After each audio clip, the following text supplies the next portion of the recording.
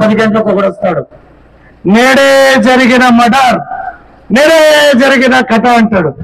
అంటే వాడు చెప్పేకొచ్చేటప్పుడే వాడిని చూస్తే భయపడే విధంగా వస్తాడు. అట్ట మన అభ్యర్థి రోజుకొక వేషం వేస్తాడు.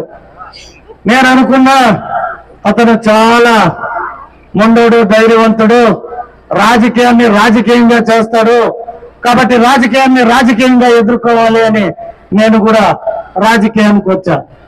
రోజుకొక డ్రామా. ఆయన పైన కేసులు ఉంటాయని నా పైన కేసులు పెట్టేయాలని చూశాడు, నన్ను ఇరికేయాలని చూశాడు, నన్ను రెచ్చగొట్టడానికి చూశాడు. ఇదేమన్నా సినిమాల యాక్షన్? ఒక విలన్ని పెట్టి యాక్షన్ చేయంటే రెచ్చిపోవడానికి. చేసిన తప్పుల్ని అతను అఫిడవిట్ లో పెట్టాడు కాబట్టి నేను చెప్తున్నా.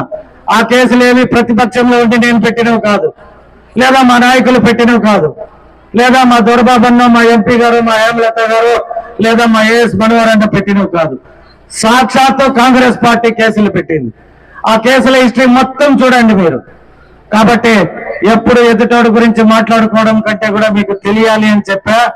ఇప్పుడు ఒకే ఒక 5 నిమిషాల్లో మేమేం చేయబోతాం ప్రజలకు అనేది చెప్పుకొని మీ ఆశీస్సులు పొందడానికి వచ్చాం.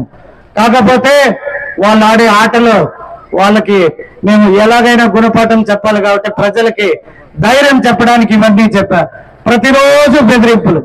పొద్దున లేవగానే ఫోన్, ఏమయ్యా నిన్నంతా ప్రచారంలో బాగా యాక్టివ్గా ఉండవు, పార్టీ వస్తుంది, మా నాయకుడు గెలుస్తున్నాడు, మేము యాక్టివ్గా ఉంటాం, ఇంకేం చేయాలి? అవునా? అయితే మేము పోయి వచ్చినాం, మళ్ళీ పోయాక మాకేం భయం లేదు అంటే, రాజమండ్రి జైలుకి పోయి వస్తే మళ్ళీ పోతామంటే భయం లేదంటే భయపడడానికి నీ ఓటర్ కాదురా బే, మేము మీ షూటర్